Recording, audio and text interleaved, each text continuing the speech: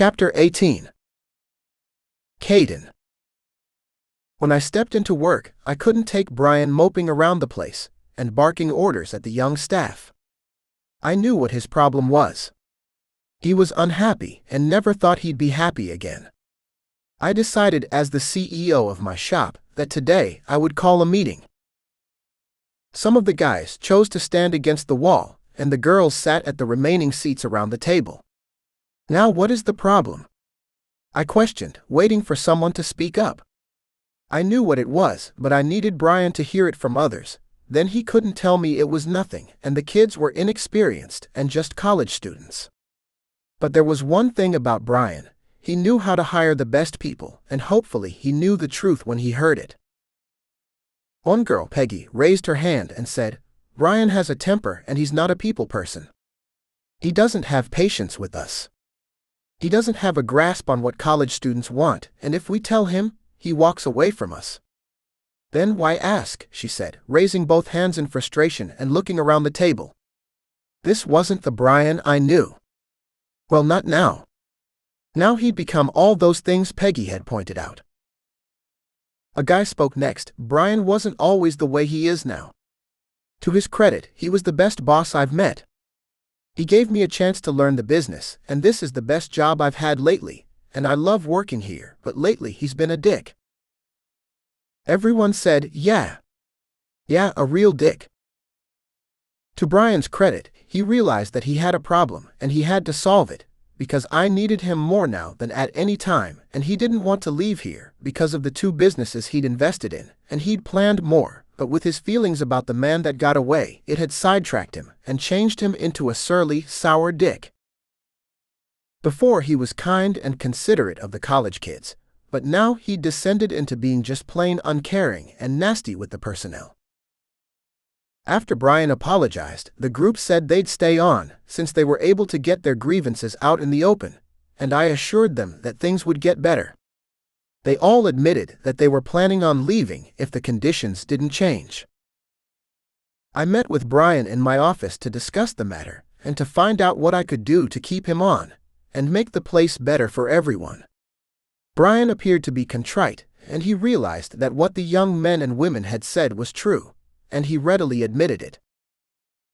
"I'm not any good the way I am now. Maybe I should take some time off and come back when I feel better." "You've had time off already. I can't afford to lose you now. I have a baby, my wedding is coming up, and I can't tell you how important you are to this business. I've placed ads on the billboards in the neighboring towns and here, trying to find Valentine. I even have ads running in the local papers and a few online ads. If he's within miles of here and New York, looking at Facebook on his phone or Instagram, he'll see them and wonder why he's not getting paid for those ads and call me or his agent. He is or was a model. We'll find him, Brian. Just hang in with me." Brian leaned forward. His face had changed from gloomy to hopeful. "Do you think it will work, Cade?" "Trust me, Brian, I'll make it work." He needed me to be positive, especially when everything depended on me finding Valentine. I had no choice. I would work on this until I found him alive or dead. It seemed Brian's mental health and life depended on finding the man who'd got away. Leaving my office, Brian felt as if I could do this gigantic feat. How the fuck am I going to find this guy, I wondered. Locate a young man who had been riding on a bus headed east from California to God knows where.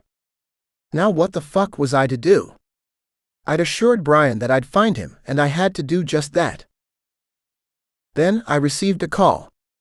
"I'm the Valentine you're looking for." Couldn't be. It was too soon. The billboards hadn't gone up everywhere. This just reeked of a scam. I'd been warned by Lane that every Tom, Dick, and Harry ass would be calling me. The billboards I'd placed around town, a photo of Valentine advertising underwear when he had been an 18-year-old model. I purchased it as a stock photo, had it doctored. Then I had Lane and one of the guys from the art department at the college cut and paste it in Photoshop. They placed a pair of jeans and lumberjack shirt open at the chest, instead of bare-chested to satisfy the town's code and the elderly. Then they put a cup of coffee in his hand that said, "B loves Valentine." Only Valentine would recognize Valentine. After a series of questions, I realized that this man wasn't 19, but maybe 40. And if I didn't locate Valentine soon, I'd be bombarded with calls from every cook within 10 miles of Nevermore. I just didn't have that much time in the day, or in the world, to devote to this.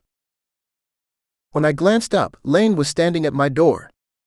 Time for lunch, and that was a great meeting. It was good the guys had a chance to give their input into what is going on in here. It's a shame to have a great business be destroyed, because of the person who's made it what it is today. What do you say we get away from here and go to the nearest bar, grab a beer and a pastrami sandwich? I heard that they have the best pastrami and deli sandwich you can find outside of New York. Just one beer. I have mommy duty tonight. Gray or Amy? I rolled my eyes and tightened my jaw. I thought I'd never hear those words come from your mouth, Lane said with a chuckle. Well, let me rephrase that. I have daddy duty, if that makes you feel better. It's the same now. Men our age take a responsibility in raising our children. Lane put his arm around my shoulder. Let's just get the fuck out of here, before I won't be able to recognize you. Are you coming to the barbecue? You can bring the baby, but I can't guarantee that we will have any children, and if so, they won't be as small as Amy. You will have to find a babysitter if you want to hang out with everyone. I can recommend old Mrs. Martinez. She raised 6 of her own, so she has the expertise to handle a baby. I don't know about that. She may need a babysitter herself. How old is she? Not old. You're not telling me anything, and according to your breakdown of what's old, she could be anywhere from 40 to 90, I criticized. She's not 90. Well, that makes me somewhat hopeful, but not much. When we reached my Jeep, Lane was still suggesting people, because he didn't want me to miss his party or his new home. I started the car. Where is this bar? It's about a mile going east down Main Street. And that's the direction I headed, and as I passed a billboard, Lane whistled. Damn, but he's cute. Don't get so carried away. He could have changed. I'm just admiring the view. He must have looked stunning in briefs. I wish this town wasn't so prudish, then we could be admiring his stunning ass every time we pass this billboard. It makes me want to park and gaze at him all day. That's what I was afraid of, having a traffic jam in the middle of Main Street, because of Brian and Valentine. I pulled into the parking space and we jumped out and headed for the bar. It looks like this place is crowded. It never was before, I added. It said under new management. When we stepped into the bar, it was dimly lit, but behind the bar stood a young blonde dude, hair cut short, small beard, wide shoulders, as if he'd been lying on the beach all his life or had been a surfer of some type, but by what I could see at a distance he was a looker. When we were walking to the entrance to the bar, a guy turned and said, "What are you having?" "A sandwich and a beer," Lane said as I stared at the young guy behind the bar. Where the fuck have I seen him? I thought.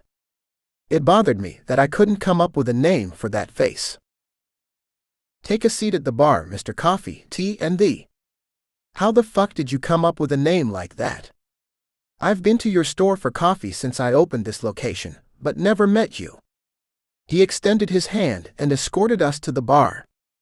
As we sat, he said, "Take care of these two, I'm picking up the tab." I got a closer look at the boy taking our order, and Lane's mouth opened wide, but he never said a word. I just stared. "Would you like a menu?" the guy asked.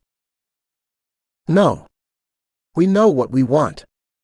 2 pastrami sandwiches on rye, mustard, and pickles," I said. Lane appeared to be awestruck by the boy's round baby face and blue eyes. Gray had eyes like that, and I wasn't impressed by this guy's, because once you'd seen Gray's deep blues, and his mature handsome face, plump lips, and high cheekbones, you didn't get impressed by a cute boyish-looking face. At least I didn't. The pickles come with it, he said, turning to Lane, probably wondering what was wrong with him. I nudged Lane in the side. Finally he spoke, "Make that 2 Heinekens." The cute guy turned and reached for a glass after he'd placed the order with the cook. "No glasses, we'll drink from the bottles. Is that okay with you, Lane?" I asked.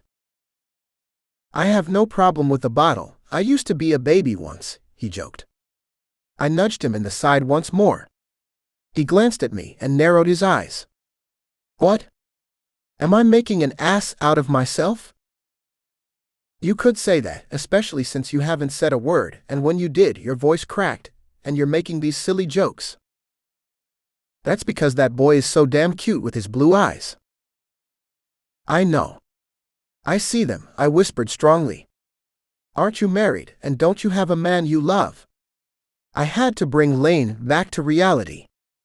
Scott had just mortgaged his life for a home for Lane and did things he wouldn't normally do for him. And here Lane was gawking and acting strange, because he was looking at a beautiful young man. "Don't you recognize who you're drooling over?"